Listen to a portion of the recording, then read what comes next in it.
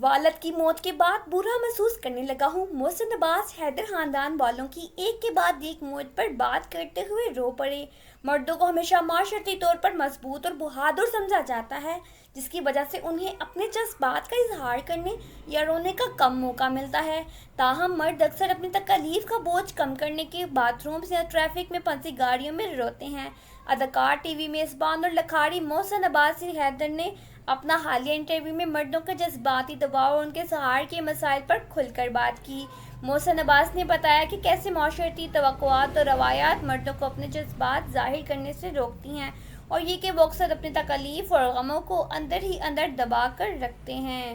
انہوں نے اپنے ذاتی تجربات شیئر کرتے ہوئے بتایا کہ کس طرح وہ اپنی والدہ کی وفات نے انہیں گہرے صدمے اور ڈپریشن میں مبتلا کر دیا تھا۔ محسن عباس نے بتایا کہ میرے ڈپریشن کا یہ عالم تھا کہ میں رات کے 2 بجے بھی ان کی قبر پر چلا جاتا تھا اور سو جاتا تھا۔ مجھے لگتا تھا کہ میں اپنی والدہ کے مرنے کے بعد جی نہیں پاؤں گا۔ میں نے اپنی بیٹی کی وفات کے بعد بھی کھل کر غم کا اظہار نہیں کیا۔ قانونی کارروائیاں، ہسپتال کے اخراجات اور دیگر ذمہ داریاں میرے اوپر تھیں، جس کی وجہ سے رونے کا وقت بھی نہیں ملا۔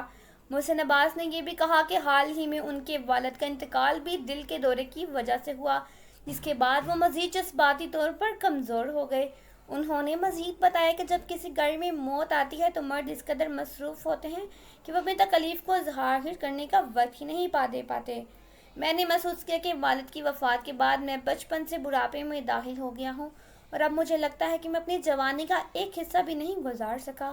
محسن عباس حیدر نے یہ بھی کہا کہ معاشرتی دباؤ کی وجہ سے مردوں کو کبھی کھل کر رونے یا اپنے جذبات کو ظاہر کرنے کی اجازت نہیں ملتی، اور اسی لیے وہ اکثر باتھ روم یا ٹریفک میں پھنسی گاڑیوں میں اپنی آنکھوں کے آنسو چھپانے کی کوشش کرتے ہیں۔